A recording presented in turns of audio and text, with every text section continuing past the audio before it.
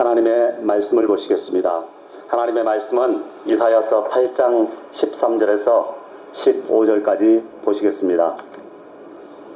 이사야서 8장입니다.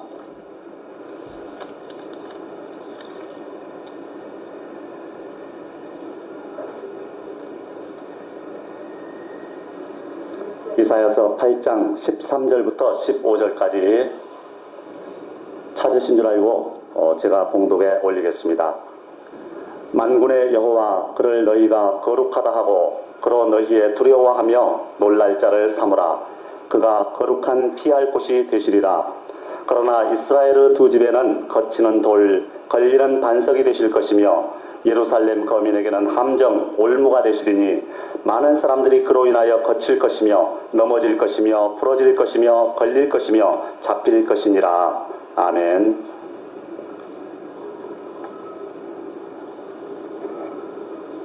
오늘은 거룩한 피할 곳, 이런 제목으로 하나님의 말씀을 대언하고자 합니다. 본문은 하나님께서 서로 다른 두 가지 얼굴로 사람들에게 다가오실 것을 말씀을 하고 있습니다. 이런 종류의 사람들에게는 이런 얼굴로, 또 저런 종류의 사람들에게는 저런 얼굴로, 그리고 하나님께서는 정반대의 특성을 지닌 그 두 종류의 사람들에게 정반대 대접을 하실 것을 말씀을 하고 있습니다. 하나님을 경외하는 사람들에게는 거룩한 피할 곳이 되어주시고, 그렇지 않은 사람들에게는 걸림돌이 되고 함정이 되시고 올무가 되시겠다는 것입니다. 로마서 9장 33절을 보면은 기록된 바 보라 내가 부딪히는 돌과 거치는 반석을 시온에 두노니 저를 믿는 자는 부끄러움을 당치 아니하리라함과 같으니라. 그렇게 말씀을 하고 있습니다. 예수님은 불신자들에게는 부딪히는 돌이요 거치는 반석인 것입니다. 그러나 성도들은 부끄러움을 당치 않겠다는 것입니다. 베드로 전서 2장 6절에서 8절을 보면 이런 말씀이 있습니다. 경에 기록하였으되 보라 내가 택한 보배롭고 요긴한 모퉁이 돌을 시온에 두노니 저를 믿는 자는 부끄러움을 당치 아니하리라 하였으니 그러므로 믿는 너희에게는 보배이나 믿지 아니하는 자에게는 건축자들의 버린 그 돌이 모퉁이의 머릿돌이 되고 또한 부딪히는 돌과 거치는 반석이 되었다 하니라. 저희가 말씀을 순종치 아니함으로 넘어지나니 이는 저희를 이렇게 정하신 것이라. 같은 말씀입니다. 다른 교파에서는 예정을 부인합니다. 그러나 보십시오. 저희가 말씀을 순종치 아니함으로 넘어지나니 이는 저희를 이렇게 정하신 것이라. 이것이 예정이 아니고 무엇이겠습니까? 오늘 본문도 보면은 만군의 여호와 그를 너희가 거룩하다 하고 그로 너희의 두려워하며 놀랄 자를 삼으라. 그가 거룩한 피할 곳이 되시리라. 그러나 이스라엘의 두 집에는 거치는 돌, 걸리는 반석이 되실 것이며 예루살렘 거민에게는 함정, 올무가 되시리니 많은 사람들이 그로 인하여 거칠 것이며 넘어질 것이며 부러질 것이며 걸릴 것이며 잡힐 것이니라 그랬어요. 예수님은 성도들에게는 거룩한 피할 곳이 되시겠다는 것입니다. 그러나 불신자에게는 거치는 돌과 걸리는 반석이요 함정과 올무가 되시겠다는 것입니다. 오늘은 예수님의 이 두 가지 역할 중에서 거룩한 피할 곳이라는 역할에 초점을 맞춰서 말씀을 드리고자 하는 것입니다. 여러분, 남의 물건을 훔친 사람이나 또는 살인을 한 사람이 경찰에게 쫓기고 있습니다. 이 사람이 안전하게 숨을 수 있는 곳이 어디 있겠습니까? 동굴 속에 숨을까요? 아니면 무장공비처럼 땅속에 삐뚤을 파고 숨을까요? 그렇게 하면은 며칠 뒤에는 배가 고파서 견딜 수가 없을 것입니다. 영화를 보니까 방 안 벽 속에 골방을 만들어 놓고 그리고 문을 열고 그 속에 들어간 뒤에 문을 닫으니까 감쪽 같아요. 이렇게 이거보다 더 감쪽 같아. 전혀 눈치를 챌 수가 없어요.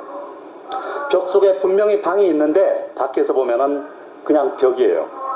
그 속에 숨어 있다가 찾는 사람들이 다 가고 난 뒤에 가족들이 그 문을 열고 식사를 할 수 있도록 음식을 넣어주고 그런 것을 본 적이 있습니다.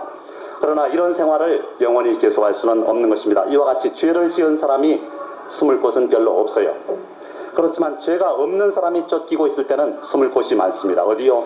경찰서나 파출소로 가면 돼. 경찰서로 가서 경찰관 아저씨, 저 사람이 나를 잡으려고 쫓아와요. 좀 도와주세요. 그러면은 경찰관 아저씨가 그 나쁜 사람을 잡아서 혼내주죠. 오늘 첫 번째 알아보고 싶은 것은 도피성에 대해서 알아보고자 하는 것입니다. 옛날 우리 역사를 보면 삼국시대 전에 사만이라는 나라가 있었어요. 사만이 어디입니까? 마한, 진안, 변안 합쳐서 사만이라고 해요.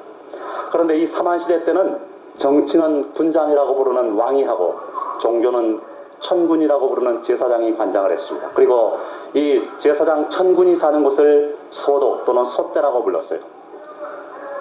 그리고 사만 사회에서는 세상에서 어떤 죄를 지은 사람이라도 이 소도로 도망을 쳐 들어오면 잡지를 못했습니다. 왜냐하면 하늘에 제사를 지내는 거룩한 곳에 세상 권력이 들어오면 안 된다는 것입니다. 창과 칼을 들고 거룩한 곳에 들어와서 피를 흘리는 것을 용납하지 못하겠다는 것입니다. 이것은 마한을 중심으로 한 사만 사회에서 1년에 한두 차례 각 읍별로 제주인 천군을 선발해가지고 특별한 장소를 설치하고 제사를 지내서 질병과 재앙이 없기를 기원을 했는데 그 제사 지내는 장소가 바로 소도인 것입니다. 나라에서는 이곳을 신성한 지역이라 해서 국법에 힘이 미치지 못하게 했습니다.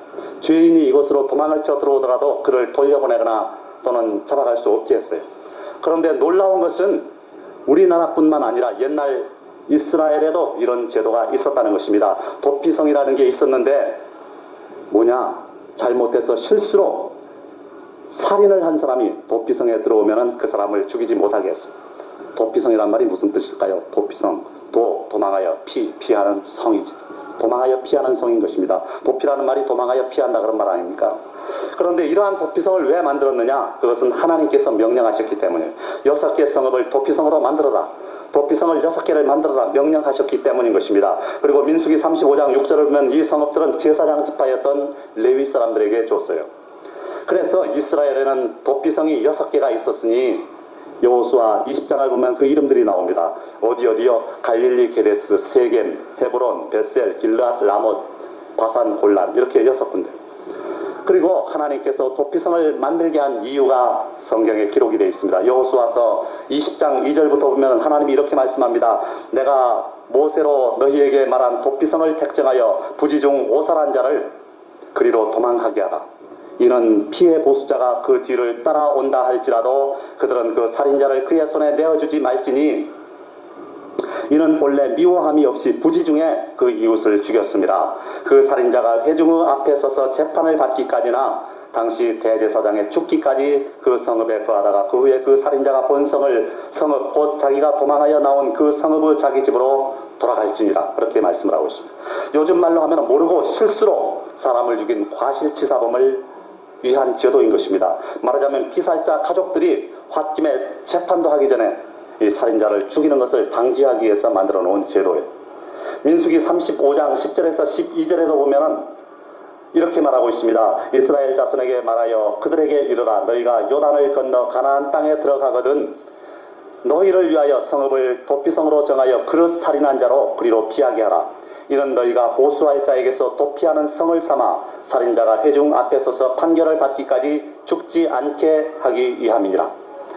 그렇지만 고의로 살인한 자는 이곳에 피해도 소용이 없어요. 출애굽기 21장 14절을 보면 사람이 그 이웃을 짐짓 모살하였으면 즉 고의로 살인하였으면 너는 그를 내 단에서라도 잡아내려 죽일지니라 그랬어요. 여러분 우리의 신앙생활과 관련해서 뭔가 힌트가 오지 않습니까? 고의범과 과실범의 죄책의 차등이 있겠다는 것입니다. 우리가 하나님 앞에 알고 지은 죄와 모르고 지은 죄의 처리를 달리하겠다는 것입니다. 지금까지 우리는 도피성이 무엇인지 알아봤습니다. 그 다음 두 번째 알아보고 싶은 것은 여호와께서 거룩한 피할 곳 도피성이 되어 주신다는 것입니다. 오늘 성경을 보니까요 여호와 하나님이 우리의 도피성이 되어 주신다는 것입니다. 오늘 본문 13절에서 14절을 보니까 만군의 여호와 그를 너희가 거룩하다 하고 그로 너희의 두려워하며 놀랄 자를 삼으라. 그가 거룩한 피할 곳이 되시리라. 그렇게 말씀을 하고 있습니다. 여호와 하나님께서 우리의 피할 곳이 되어 주신다는 것입니다. 어떤 사람이 아무도 모르게 사람을 죽여놓고 15년이 지났습니다. 누가 죽였는지 아무도 몰라요. 그런데 살인죄는 15년이 지나면 처벌을 할 수가 없죠. 왜요? 공소시효 15년이 지났기 때문에. 이런 경우를 뭐라 그래요? 완전 범죄라 그러잖아요. 아무도 본 사람이 없어요. 증거도 없어요. 자기 혼자만 알아. 이런 경우 이 살인자의 마음이 편하겠습니까? 아니죠. 양심이 자꾸만 마음속에서 외칩니다. 너는 나쁜 녀석이야. 너는 살인자야. 너는 죽일 놈이야. 날마다 마음이 찔려요. 그래서 후회스럽고 자기는 아무도 모른다고 생각을 하지만 이것을 아시는 분이 계시잖아요. 하나님. 이 사람은 마음속에서 매일 매순간 양심이 찌르죠. 또는 또 마귀는 다가와서 너는 나쁜 놈이야 하고 속삭입니다. 그래서 견딜 수가 없어요. 그래서 결국은 예수를 믿기로 했어요. 예수를 믿은 후에 모든 죄를 고백하고 하나님 앞에 용서를 빌었습니다. 그리고 경찰에 자수를 하고 그 죽은 사람의 가족들을 찾아가서 내가 죽였습니다 하고 눈물을 흘리면서 용서를 빌었어요. 경찰에 자수를 해도 공소시효 15년이 지났기 때문에 처벌을 못합니다. 그리고는 예수를 잘 믿고 새 삶을 찾았어요. 여러분, 예수님이 이 죄인의 피할 곳이 되어 주시는 것입니다. 만일 예수님이 없다면 이 사람은 경찰에서도 알아도 처벌도 못하지요. 그 가족들도 법적으로 손댈 수 없지요. 자유의 몸입니다. 그렇지만 그 사람이 진정한 자유인이겠습니까? 예수님이 죄인의 피할 곳이 되어 주시는 것입니다. 예수님은 거룩한 분이죠. 거룩한 예수님이 피할 곳이 되어 주시니까 거룩한 피할 곳이죠. 살인죄만 죄가 아닙니다. 살인죄보다 더 무섭고 더 큰 죄가 있는데 그게 무슨 죄요? 예수를 안 믿는 죄. 예수를 안 믿던 사람, 살인자, 강도, 도둑질을 한 사람이라도 예수께로 믿고 나오면은 예수님이 사탄의 협박과 시험에서 그를 건져주시는 거룩한 피할 곳이 되어주시는 것입니다. 이 거룩한 피할 곳이 되어주시는 예수님 안에는 자유가 있습니다. 예수 안에 평화가 있습니다. 예수님 안에 기쁨이 넘쳐요. 여러분, 지은 죄가 생각납니까? 회개하고 예수님 안에 숨으십시오. 여러분, 분명히 죄가 있기는 있는 것 같은데 무슨 죄를 지었는지 기억이 안 납니까? 다시는 죄를 범치 않겠다고 결심하고 예수님 안에 숨으십시오. 예수님 안에 숨어 있으면 사탄이 아무리 힘이 세도 어쩌지를 못하는 것입니다. 수년 전에 TV에서 세계적으로 유명한 도피술사, Escape Artist, 도피의 예술사, 크리셀라라는 사람의 묘기를 방영을 한 적이 있다고 합니다. 저는 못 봤는데요. 그는 쇠사슬에 꽁꽁 묶인 채로 무거운 금고 안에 넣어졌습니다. 그리고 그를 가둔 금고는 물속에 던져졌습니다. 그러나 그는 쇠사슬을 금방 풀고 금고 문을 연 후 물 밖으로 튀어나왔다고 합니다. 또 세기의 살인마 알카포네를 집어넣었던 그 깊고 깊은 감옥 속에 그를 집어넣고 쇠고랑을 채웠습니다. 그래도 거기를 뚫고 나왔습니다. 튼튼한 관에다가 그를 넣고 자물쇠를 잠근 후에 5m 깊이의 땅속에다 묻고 그 위에다 12톤이나 되는 시멘트를 부어도 그는 거뜬히 2분 만에 탈출을 해 나왔다는 것입니다. 정말 불가사의한 일이 아닐 수 없잖아요. 그는 이 신비스러운 도피 기술, 해방 기술을 발휘했습니다. 그의 기술을 보는 사람마다 손에 땀을 쥐면서 감탄을 했다는 것입니다. 그러나 12톤의 시멘트로 덮여진 무덤을 헤치고 나왔어도 그는 결국은 죽고 말았습니다. 누구에게나 죽음은 찾아오는 것이기 때문인 것입니다. 다른 곳에서는 다 나왔어도 죽음에서는 그는 나오지 못하고 마는 것입니다. 그러나 성도들은 비록 도피 기술은 없어도 이미 그리스도 안에서 영원한 도피성이 약속되어 있는 것입니다. 크리셀라는 결국 죽었지만 성도들은 죽음으로부터 영원히 해방받은 축복된 백성들인 것입니다. 성경에 나오는 도피성은 재판받을 때까지 임시로 숨어 있을 수 있는 곳이었지만 우리 예수님은 그 품을 찾는 사람들의 모든 죄를 용서해 주시는 영원한 도피성이 되어 주시는 것입니다.